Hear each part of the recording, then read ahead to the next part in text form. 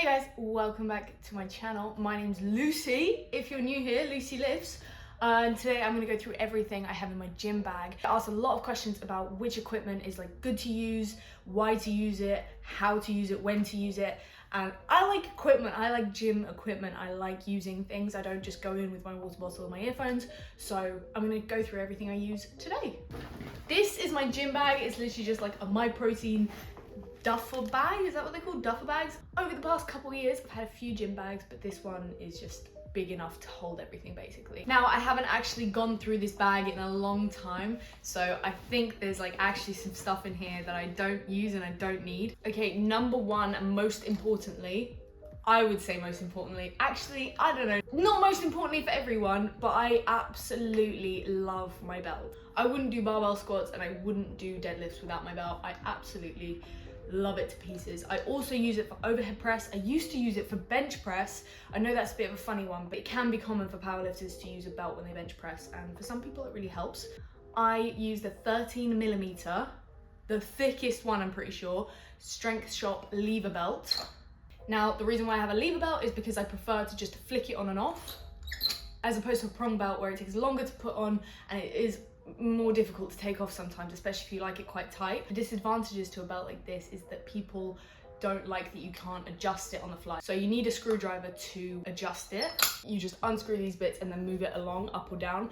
But I find that I don't need to adjust it. Some people like it looser for some lifts and tighter for other lifts, or if you have extreme fluctuations in your waist width, throughout your cycle, people tend to prefer a prong belt for things like that. And the only times that I adjust it is when I cut and when I bulk, and even then it takes a good few weeks or even months to get to the point where I need to adjust it again. Now, people say, should I just get the 10mm one? It's so much cheaper. I may as well just get the 10mm one. I personally feel a massive difference. This is so thick and sturdy, and once you break it in, which it doesn't really take very long to break in, I think it's so much more worth it than the 10mm one. It's just thicker, sturdier around your waist, it's easier to brace against. I got this about 6 months into lifting, and there is no barrier to entry. It is a good idea to learn how to squat, to learn how to deadlift, to learn how to engage your core before you use one of these. A lot of people say that it will remove activating your core, but it doesn't. It's giving yourself something to brace against. So if you use a belt, this doesn't mean that you brace any less. It's just there to help you brace against something, and it helps you feel a lot stronger. So like I said, learn your movement and then get your belt. Don't get it on your first day of going to the gym, but it is also a really good investment. You don't have to get it a few months in. You can wait a year, you can wait 2 years, you can wait until you squat a certain amount of weight. I think people say 1.5 times your body weight or something like that. I will link this down below in the description as well. In terms of importance, for me personally, this comes next to my belt, I would say. Knee sleeves. Now, knee sleeves are an absolute, they just make everything feel so much nicer, so much better. And I'm not saying that you need them. Again, you don't need them to lift, but I tell you what, it feels fucking fabulous to have a pair of knee sleeves when you're doing any kind of squat variation or any kind of pressing motion with your legs. So leg press, hack squat, any hack squat, pendulum squat, barbell squat, especially barbell squats. I just really like a pair of knee sleeves. Pretty sure I started using knee sleeves about a year into lifting. Again, I invested straight away with SBDs. Fun little story, I actually got a pair of white SBDs and they were completely wonky. One was a lot tighter than the other, and they weren't different sizes, but one just had different material to the other, and I actually really screwed up one of my knees. I'm a lot better now, so it's fine, but I've got a different pair. Of course, you can get any brand. I think most of them are gonna be okay, but personally, I really like the SBD knee sleeves because they're just the best ones on the market, basically.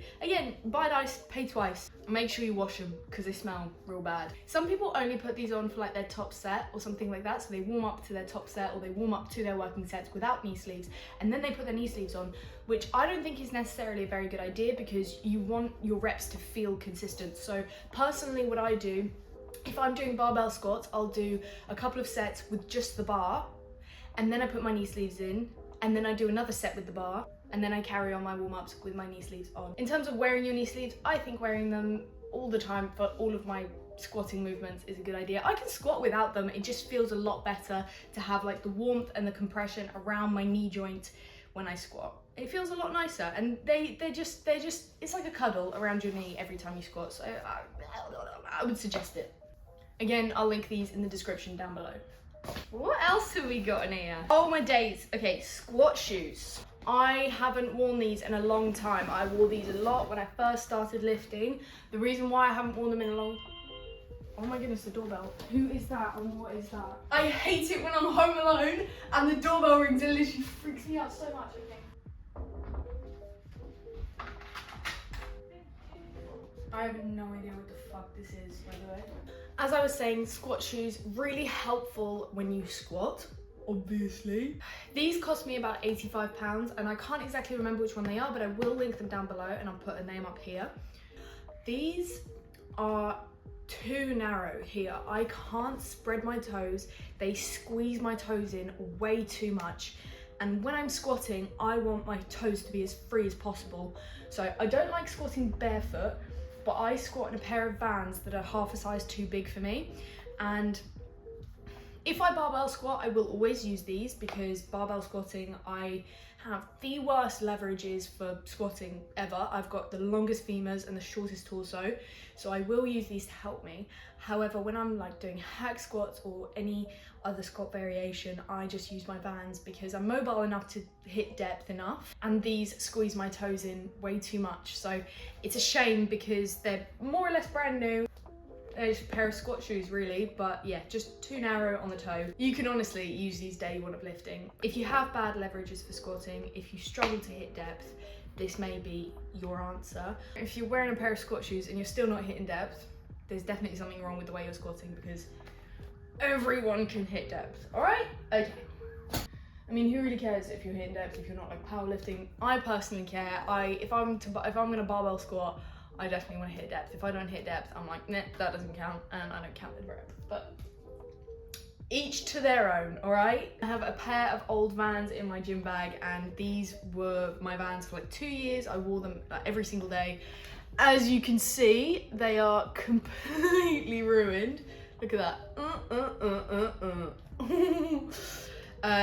I basically use these as my deadlifting slippers. So I can deadlift in my Vans that I've got now, my new ones, but these are so molded to my feet. Obviously I can't wear them outside because my feet will just get wet, but they are so comfortable and so molded to my feet that they're basically my deadlifting slippers. Anti-slip mat. This isn't a specific brand or anything. I didn't get it from Anything Lifting. It's literally just, pretty sure I just typed in anti-slip mat on eBay and it was like £2.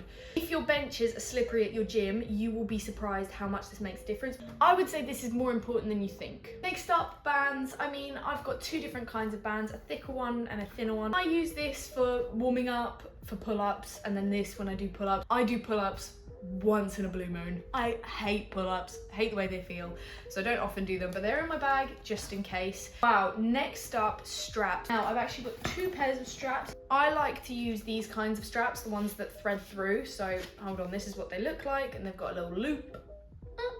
And then you thread it through like this.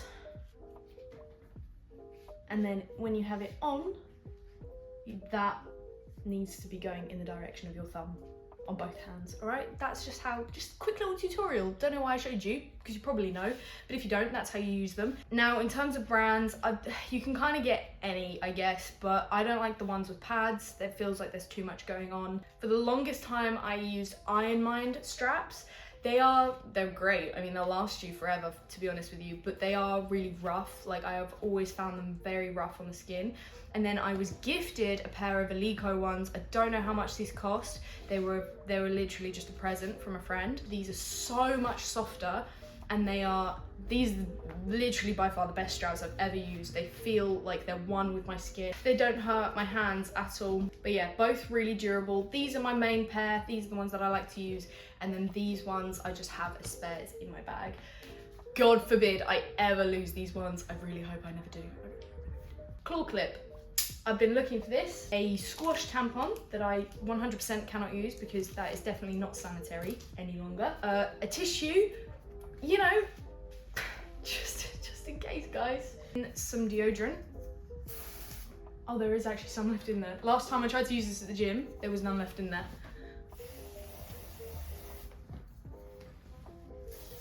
Sorry, it was getting a little bit dark, so I've got to put a light on.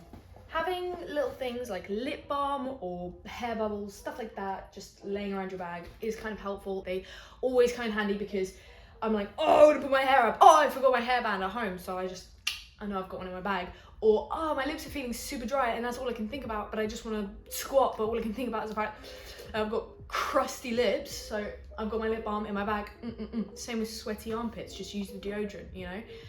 And then of course a water bottle. I've got a water bottle here. It's not aesthetic, it's not a hydro jug, it doesn't look very good and I'm probably having all the microplastics in the world, but this is literally my water bottle and I have a lid somewhere hanging about and I just fill it up and chuck it in my bag before I go to the gym. I'm pretty sure, do you know what guys? Pretty sure that's it. Now, I don't want anyone to feel pressure to having all of these things. You don't need to have all of these things to be a successful lifter or to enjoy the gym or anything like that. You can just come in with your earphones. Oh, also earphones, I have those, but I keep them in my coat because I don't use them just in the gym. Anyways, it's not important to have all of these things, but they just help. And I think as you go along in your lifting journey and whatever you enjoy doing, if you prefer machines and doing different like things like that, you're most likely not going to need all of this stuff or want all of this stuff.